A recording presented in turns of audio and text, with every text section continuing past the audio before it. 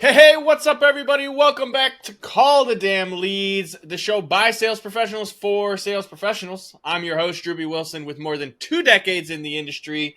I've seen it, lived it, heard about it, and now I'm bringing it to you, my favorite people in the world, the sales community, because I know that this is literally the greatest job in the world because it allows us to create a life that we can be proud of in any situation, from any background, and with any future in mind. It is possible if we do the work. And one thing I know is that along the journey, you're going to meet some amazing people, have some crazy ass things happen, and you're going to be able to tell some amazing stories. And that's what this show is all about. And today's guest is someone I'm excited to have on. I've had the pleasure of seeing him kind of via social media wise, but we just got this opportunity to meet in person today, and I'm excited to bring on Ryan, the Prosperity Professor Stone. What's up, brother? What's happening, man? Thank you for having me. I'm stoked to be here. Stoked to be talking about it. There's some crazy stuff that happens. Yeah, you know, sales is an industry filled with a lot of ups and downs and wild experiences. And what I would love to know from you, just to jump right into it, man, what is your craziest sales experience of all time? There's a lot to choose from. I mean, honestly, I've been in kind of a bunch of different roles from like all the way down since I was a 13-year-old. I've had different entrepreneurial pursuits. So it's been kind of wild. One of the craziest ones was when I was 13. My mom was a teacher, so I borrowed this huge camera. This is back in the day. I didn't have cell phone cameras yet. I had this huge camera, and I had a wedding filming service. So I would film people's weddings, charge them $500, $1,000, which is a ton to me. I was 13 years old. And at one wedding, I accidentally meandered into a room with a couple people arranging a separate relationship. And it was super awkward because here I am, 13 years old, busting in the door. I'm just trying to find some people to interview because the groom asked me to. So I interview the grandpa, the uncle. I'm walking around. I steal a couple pieces of crackers and cheese when I can. And then there's this back room that I was trying to find a place to like charge my separate battery. Open the door, and they're doing the horizontal monster mash right on a countertop. And it was literally one of the most awkward points in my life. But I ended up with a huge tip, and it wasn't from that guy. So paid out, and it was a wild one though. I mean, as long as it wasn't the groom having a separate relationship prior to the wedding, that could have gotten way, way worse. And still, what happens if it was? I don't know. Like if it was a song about it, and you go famous. Like, do I bring it up and not get paid, or just do I bring it up and get paid more? That's an interesting scenario there. That's a great question. If you're listening, tune in and comment on this and let us know like what your response would be in that situation, right? If you walked in as a wedding service and you happen to catch the groom or the bride doing something with someone else that they're not supposed to, what would your response be? That'd be a hell of a story. If you're listening and you have a wedding service and you've also had this experience, go to callthedamnleads.com/podcast and tell us about it, because I want to bring you on too, because that is pretty wild, to be honest with you, Ryan, at 13 years old to have that experience. But what I really loved about that is not just the story, but knowing at 13 years old you were having this entrepreneurial mindset and you were setting yourself up making $500, $1,000. You know, over the years, you said you've had quite a few different jobs. Sales is, in my opinion, one of the things that drives the needle in every different opportunity, whether you're actually selling a product or you're recruiting new people. So, you know, with that being said, what would you say is your sales superpower, or like your secret weapon when it comes to, you know, creating a sales conversation? I'm working on it, but I think one thing that I'm constantly trying to get better at is really listening, and also listening between the lines. I learned this the other day. Here's a good way to put it. You don't build rapport with a prospect by asking about the weather or asking about how his Christmas was. I've had a couple high ticket calls the day after Christmas. Didn't even bring it up. You build rapport by asking really poignant questions about the real problem that they want to be solved. And when you're asking better questions than they're even thinking about, that's when you make rapport. That's when they're like, oh, this guy knows some shit that I don't know. I need to get a little bit more juice from him. So one thing that I'm constantly trying to get at is improving my knowledge, increasing my knowledge of the field that I'm in, so that I can serve better But the pathway to do that is by asking bigger and bigger questions that lead to bigger problems and things you can solve. So that's one thing I've strived to. Quick break I had in between entrepreneurial pursuits in high school is I followed my mom's footsteps after college and went into teaching. And I was an elementary school teacher for 12 years, mainly in West Oakland. So I think I got really good at communicating and being able to put exactly what I was intending to say in the right words, because you have to do that with 7-year-olds. They're already not listening. And so you got to get pretty good at like speaking and asking the right questions. You know what? That's such a great point, and it's one of the 5 steps of the process I use when I'm teaching sales professionals. Right, is the calls process, and the second point is ask intentional questions. And so many people skip past that in the sales process. They're just kind of like, "Oh, you're interested in this thing? Let me tell you how fucking great it is. This is awesome. There's all these features and benefits, and woo woo wah wah wah." And it's like, yeah, I don't give a shit about any of the features or the benefits because it doesn't really actually tell me what I need. And what I need is to know that my fucking needs are being met. And if you don't ask questions and you don't truly understand that and you don't listen, like you said, first and foremost, right? Listening intently being the third part of the process that I talk about. It's so true. And so many people it's not as much the new sales reps that I see do this. It's the guys that get in and they get kind of comfortable and they're like, cool, I already know this guy's problem. I'm going to fix it for him. He don't even know I'm about to fix his whole ass world. True. And yeah. That's so true. I'm on a couple high ticket. Well, I'm on one high ticket team for a program. And I've, over the year or so that I've been with them, I've watched a lot of closers come on and we kind of see a pattern because new closers will come on, they'll adopt the process and they'll actually get some pretty good wins out the gate. Right. And then you kind of start getting in your head and fiddling with things and you get off the process or you get overconfident. And by process, I'm referring to the right questions asked at the right time in the context. And then all of a sudden there's a slump and then they kind of dry out because they're not sticking to the original questions of the discovery process that helps the client build that internal pressure to fix the shit they came for in the first place. It's clutch. Yeah, it's such a big deal. And I love how you mentioned the idea of like working with 7-year-olds because let's be honest, that's kind of how sales is too. It doesn't matter how smart you are. Like no one cares how smart you are unless they know that you care. And it's that same mentality of like, hey, can I trust this person? Do they actually know what the hell they're talking about? And can they bring me something of value that makes sense to me? And that, for me, is one of my superpowers, I think, is I've really developed the ability to relate things to where someone is. And it's because I've learned, like you said, to ask very intentional questions. And some of that rapport building is like, well, tell me about yourself. What got you into that? How did you get into that industry? What oh, fuck, I've never heard of that. Why is that so cool? Like, that is interesting. Tell me more about that. And giving them a chance to make them feel heard. And it's so cool because it just pops into place. And from a teacher perspective, I would love to know how you've been able to, in your roles, take what you've learned about sales and then use your teacher methodology to bring that on new reps. Because I know there's a lot of folks that listen that are like leading a team or they're starting a team of their own. And I'm sure some insight on how to like approach that conversation would be really valuable to them.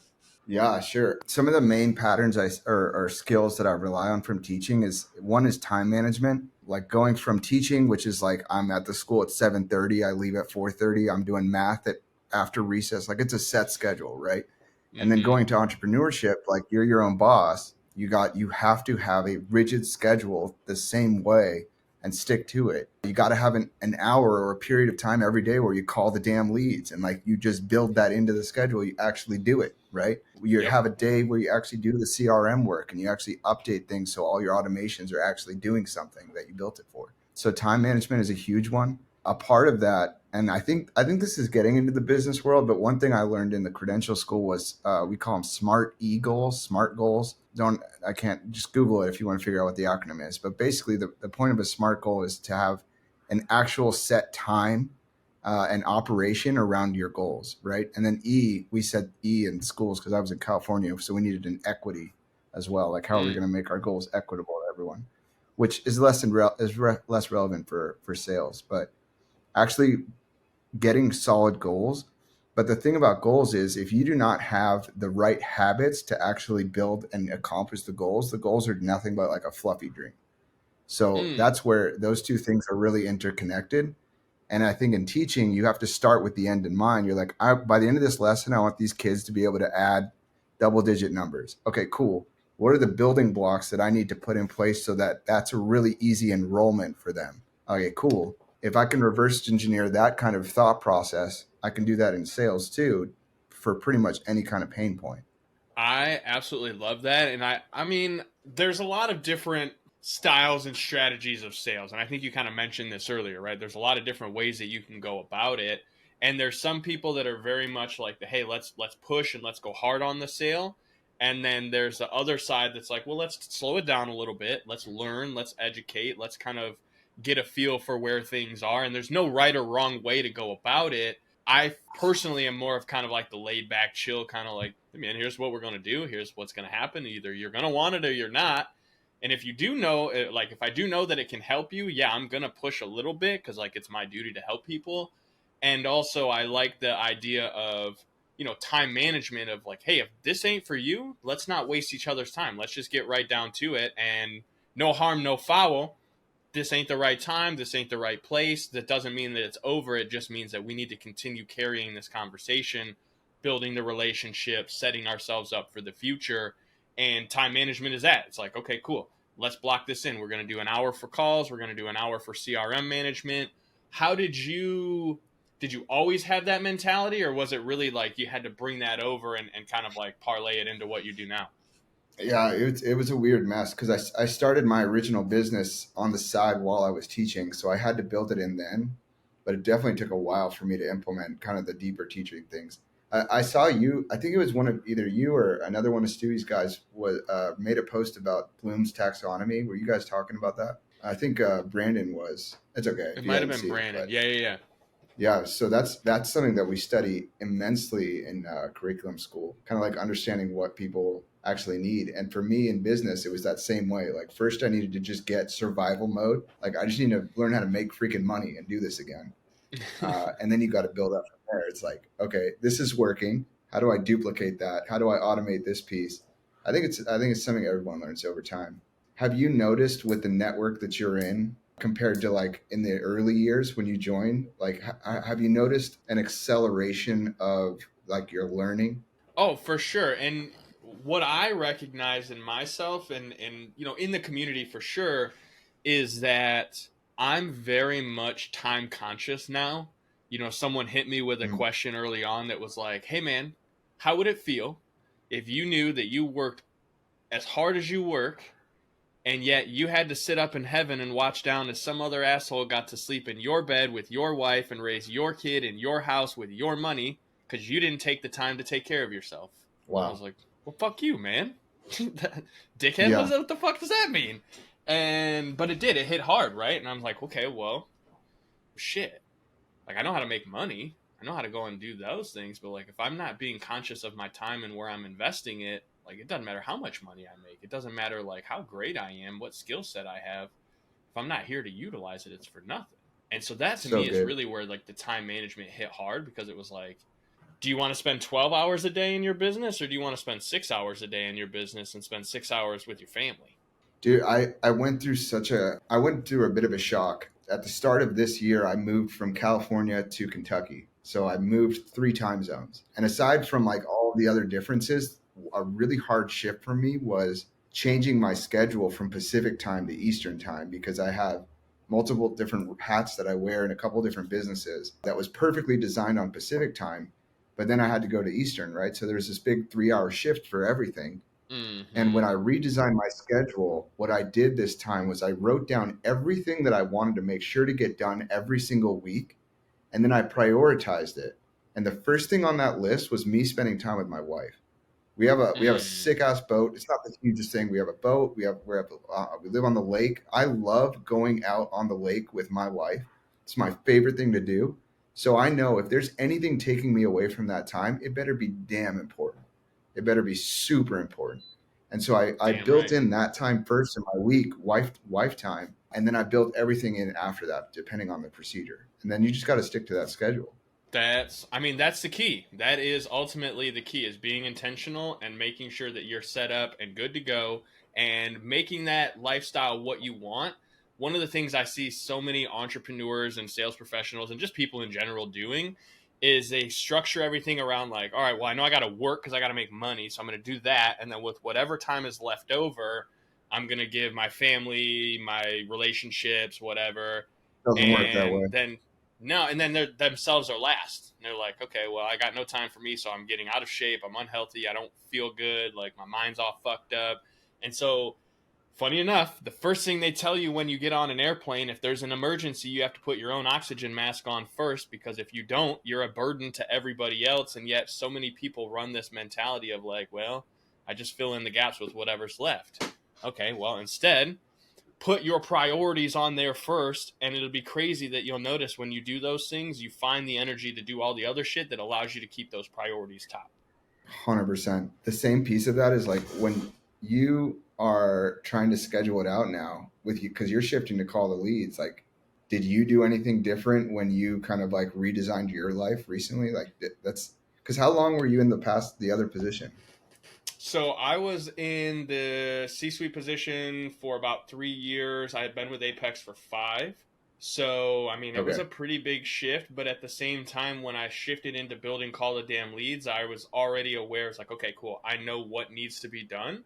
So it's just a matter of Mm. prioritizing and going, okay, well, this is the life that I want. And even though I've built a comfortable life, right, multiple 6 figures in income every year, like kind of had a business rolling, things were good. When I shifted and said, okay, cool, I'm walking away from all of that completely to start over, there's certain little sacrifices that have to be made from a time wise. But at the same time, I'm realizing, okay, cool, if it took me 5 years to build what I built over there, with the skill set that I've acquired and developed, how fast can I do it this time?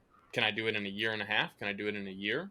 I believe I can, which is why I was willing to walk away from everything that I had built there. Not completely walk away, right? I'm still plugged in. I'm still part of the community, but it was You're like, taking okay, the cool. I'm going to skills. go You all still in have the on network. this.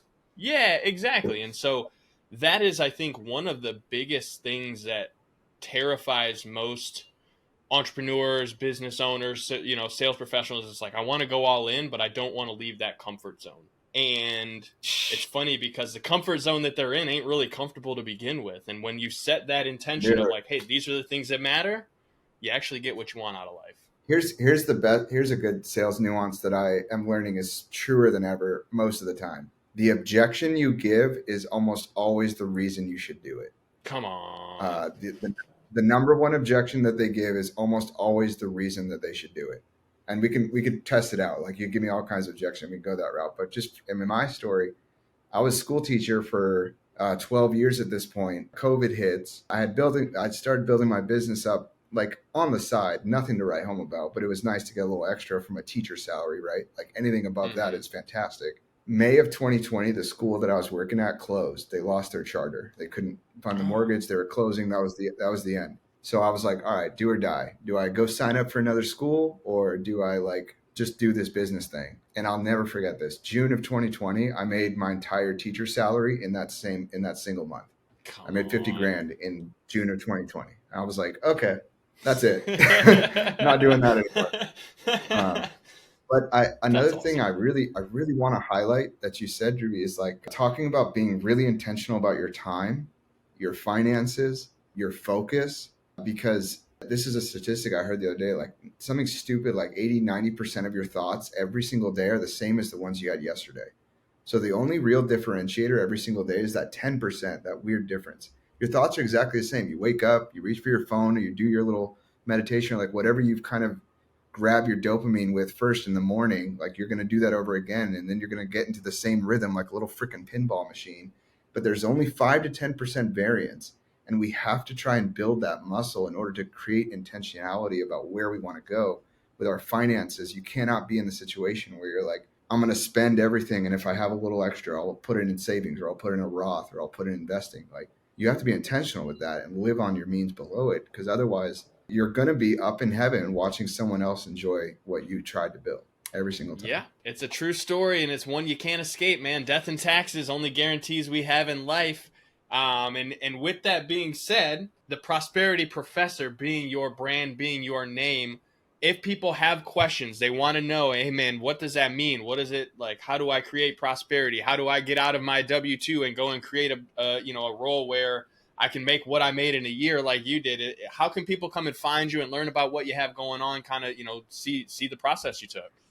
Yeah, we're anywhere, any social media platform, The Prosperity Professor. We do advanced financial planning for people who are dreamers. And what I love to do is help people get some more advanced strategies in place so that their dream actually becomes a reality. And we've worked with real estate investors, we've worked with teachers, we work with single moms who are just trying to put a fun business together.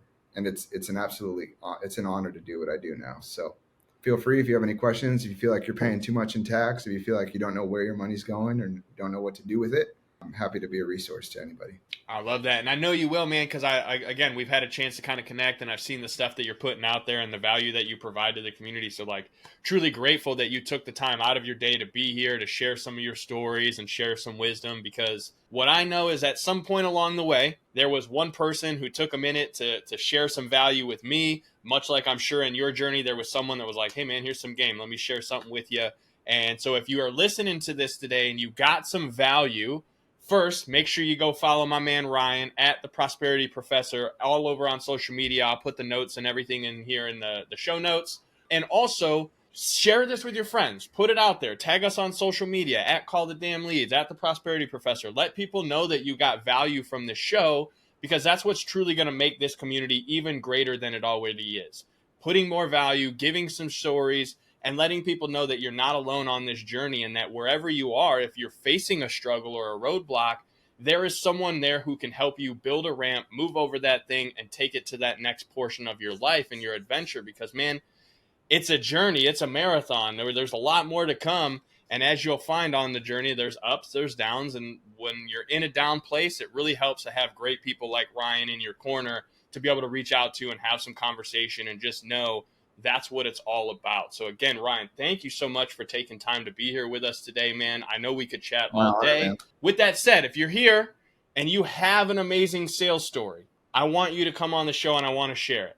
Go to callthedamnleads.com/podcast. Send me your information. Tell me a little bit about your story. Let's set you up to get you on the show and put it out there, because here's what I know. Just like my man Ryan, everyone in sales has a story. Your story could be the catalyst of growth or success for someone on their journey, and that's what this show is all about. So again, Ryan, thank you, brother. We'll see you guys on the next one. Go call the damn leads.